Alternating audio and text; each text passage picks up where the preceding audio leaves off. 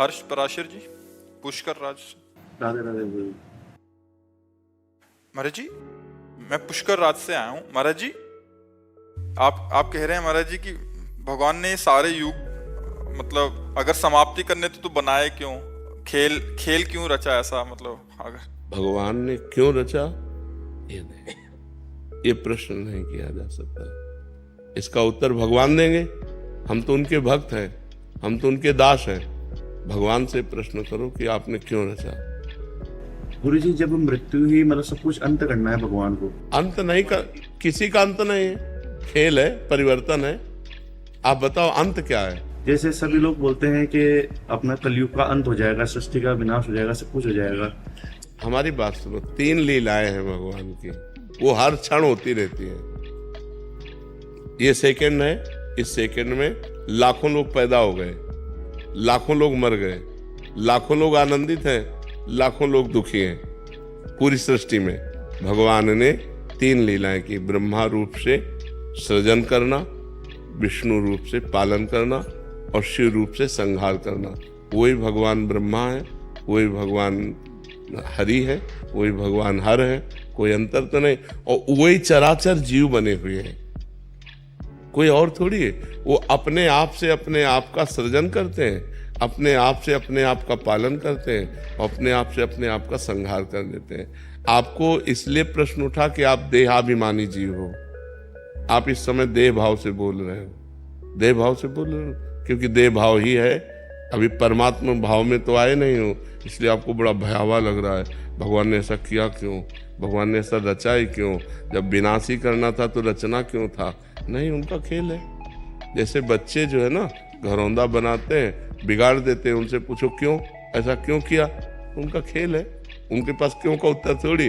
गांव में जैसे बैलगाड़ी जा रही तो बच्चे बैठ गए और आधा किलोमीटर दूर गए, फिर उतर के वहां से पैदल आ रहे उनसे पूछो क्यों, तो उनके पास उत्तर है क्या, खेल है उनका। ऐसे ही भगवान का एक मायामय ये खेल है। एकोहम बहुश्यामा, एकोहम, मैं एक बहुत रूपों में हो जाऊं। तो वही भगवान बहुत रूपों में होकर अपने आप से अपने आप का पालन करते हैं, अपने आप से अपने आप का संहार करते हैं। कोई दूसरा हो तो उनको दर्द की बात आवे, वो अपने आप में खेल रहे हैं। आग भी वही है, मृत्यु भी है, सब कुछ हरण करने वालों में मृत्यु मैं हूं। तो कोई दूसरा हो तब हो ना, अपने आप से अपने आप को खेल। जादूगर अपने आप को काटता है, अपने आप को दुनिया का दिखाता है नाना प्रकार के, उसको कोई ना आश्चर्य होता, ना कोई दुख होता, ना कोई सुख होता है। ऐसे ही भगवान को ना कोई आश्चर्य, ना कोई दुख है, ना सुख। अनंत ब्रह्मांड एक संकल्प में अपने आप में रच दिए, आप ही बन गए, आप ही पालन कर रहे हैं अपना और आप ही अपना विनाश कर रहे हैं। तो उसमें परेशानी क्या है। परेशानी हमारी है जो हम आपको भूल गए हैं। आप कौन है, तो आप शरीर को लेकर के बोलेंगे मैं अमुक हूं, मेरा नाम यह है, वो नहीं है। तो इस ढांचे का परिचय दे रहे हैं आप अपना परिचय बताइए, तो आप अपने को जान पाए कि आप कौन है। जब अपने को जान पाओगे तो आप ही हैं उत्तर देने वाले, आप ही फंस गए हैं। अगर आप इससे मुक्त हो जाओ तो कहा गया ब्रह्मविद ब्रह्मवि भवति, जो ब्रह्म को जान लेता है वो ब्रह्ममय हो जाता। जानत तुम्हें हो जाए। क्यों तुम्हें हो जाए, क्योंकि वही है ही है। एकोहम बहुश्यामा, वही परमात्मा है। फिर कोई प्रश्न है। और विनाश किसी का नहीं होता, रूप परिवर्तन होता है। जैसे शरीर जला दिया गया तो अग्नि तत्व में, वायु तत्व में, जल तत्व जल में, पृथ्वी तत्व, आकाश तत्व में। जीवात्मा अविनाशी है, वो अपने कर्मानुसार मन को लेकर दूसरे शरीर में चला गया। मृत्यु किसकी है, किसी की नहीं। जब विनाश पूरा होता है तो पूरी सृष्टि 100 वर्ष सूखा पड़ता है, भयंकर, फिर 100 वर्ष अग्नि, फिर भयंकर जल, 100 वर्ष तक जल।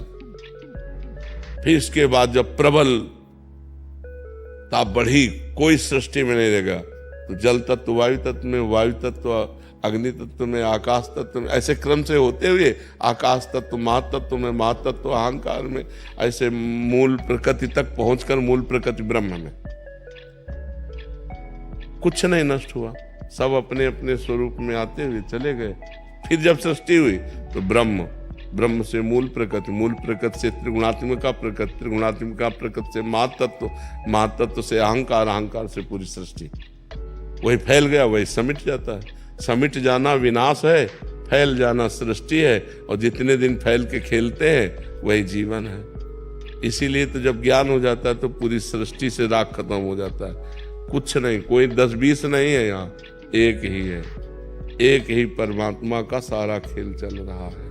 वही आप भी हैं, लेकिन आप अपने को जान पा रहे हैं। मैं परमात्मा कैसे हो सकता हूं? तो आप देह भाव से बोल रहे हैं। स्वरूप में आइए, स्वरूप कौन है? स्वरूप कौन है? तो स्वरूप का ज्ञान है नहीं। तो इसीलिए देह भाव के होने के कारण जन्म मरण, दुख सुख, लाभ हानि, मान अपमान, जय पराजय ये भोगना पड़ रहा है। बड़ा कठिन है। इसीलिए भजन करो और मुक्त हो जाओ। साधन धाम मोक्ष कर द्वारा, मोक्ष को प्राप्त कर लो तो ये जीवन सार्थक हो जाएगा। नहीं तो फिर ये चलता रहेगा, पुनरपि जननम पुनरपि मरणम पुनरपि जननी जठरे शयनम। भगवान ने किसी को नहीं रचा, अपने आप से अपने आप को रचा, दूसरा कोई नहीं है। आप देखो ये क्या है? पंचभूतों से बना हुआ शरीर है ना। पंचभूत कौन है? ये परमात्मा स्वरूप है, परिवर्तनशील है। और एक परमात्मा स्वरूप, भगवान की दो प्रकृति है, एक परा एक अपरा। जो शरीर है ये भगवान की एक प्रकृति है, जो स्वरूप है वो आप है। वही जो आप में स्वरूप, वही आप में, वही आप में, वही आप में, वही एक ही है। जैसे करणों के कारण देखने में बिजली कई प्रकार की दिखाई देती है। एक बिजली लाइट दे रही, एक बिजली हवा दे रही, एक बिजली ठंडा कर रही, एक बिजली हीटर में निकल रही। लेकिन क्या बिजली कई प्रकार की है क्या? कि ये बिजली गर्म करेगी, ये बिजली ठंडा करेगी, ये बिजली हवा फेंकेगी, ये बिजली रोटी बनाएगी। बिजली तो कई प्रकार की नहीं है, यंत्र कई प्रकार के हैं, करण कई प्रकार के हैं। उनमें वो पावर वैसे जाकर प्रभावित हो जाता है। ऐसे एक बिजली है। अगर संपूर्ण ब्रह्मांड में पूछी जाए तो बिजली एक है ना? और उसके करण कितने हैं? करोड़ों हो सकते हैं, करोड़ों करण है, करोड़ों प्रकार से उसका प्रयोग हो रहा है। ऐसे ही ये करोड़ों अरबों करण हैं, लेकिन इसमें परमात्मा का पावर एक है। अब करण है दुष्ट स्वभाव का रचा हुआ, अब वो दुष्टता ही करेगा, तो बोले इसमें परमात्मा कैसे हो सकता है? नहीं, परमात्मा ही है। वो करण के प्रभाव से ऐसा बोल रहा है। जैसा जैसा स्वभाव, जैसी जैसी प्रकृति, तो परमात्मा तत्व तो वैसे ही जाके बर्ताव कर रहा है। तो लगता है ये परमात्मा कैसे हो सकता है? ये परमात्मा कैसे हो सकता है? नहीं, परमात्मा ही है अंदर से। वो अपने को नहीं जान रहा है और वो उसका स्वभाव है। वो कर्म के अनुसार ऐसी स्थिति को प्राप्त होकर ऐसा बर्ताव कर रहा है। जैसे इसमें भी बिजली है और ये भी बिजली से चल रहा है। बिजली कितनी लघु हो सकती है और बिजली कितनी महान हो सकती है। बड़े बड़े मशीनें चल रही फैक्ट्रियों में, नहीं चल रहे, बड़े बड़े कार्य उससे हो रहे। तो एक छोटा सा पंखा भी उसी से चल रहा है, छोटा सा माइक भी चल रहा है। तो एक चींटी से लेकर ब्रह्मा तक सब उसी परमात्मा से संचालित है। वही परमात्मा है, दूसरा नहीं उसमें। और हम लोग द्वैत में ही फंसे हुए, दूसरा है, ये सब दूसरे हैं। हमारा परिवार, हमारा घर, मैं, शरीर, इसी अज्ञान की निवृत्ति के लिए अध्यात्म है। जब अध्यात्म, तो एक स्वप्न चल रहा है। जैसे स्वप्न में आपने देखा, बहुत सी सामान देखा, बहुत से व्यक्ति देखे, अच्छा बुरा स्वप्न देखा, क्या कुछ होता है क्या? तो ये कब पता चलता है? स्वप्न देखने के समय पता चलता है क्या? हाँ, जब हम जगते हैं तब हमको पता चलता है कि वो झूठा था, उसमें कुछ भी सत्य नहीं था, उसमें कोई नहीं था, एक मन ही हमारा केवल सब कुछ रचे हुए था। ऐसे ही जब हम ज्ञान में जागते हैं तो कुछ नहीं है, एक परमात्मा ही परमात्मा है। वासुदेवा सर्वमिति सा महात्मा सुदुर्लभा। बहूनाम जन्म नावन्ते ज्ञानवान माम प्रपद्यते वासुदेवा सर्वमित सा महात्मा सुदुर्लभा। बहुत जन्मों की साधना के बाद जब ये ज्ञान प्राप्त होता है कि एकमात्र भगवान वासुदेव ही विराजमान है, दूसरा कोई नहीं, सब वासुदेव, सर्वम खलमिदम ब्रह्म, सब ब्रह्म। अब कहाँ परेशानी? वो अपने आप में अपना सृजन कर रहा है, पालन कर रहा है, विनाश कर रहा है, ये स्वप्न है। उमा कहूं मैं अनुभव अपना, सत हरि भजन जगत सब। तो सपने में हम सब कुछ देख रहे हैं। एक जागृत अवस्था जो हम मान रहे हैं ये मोह की है। स्वप्न में अपने को सोया हुआ मानते हैं क्या?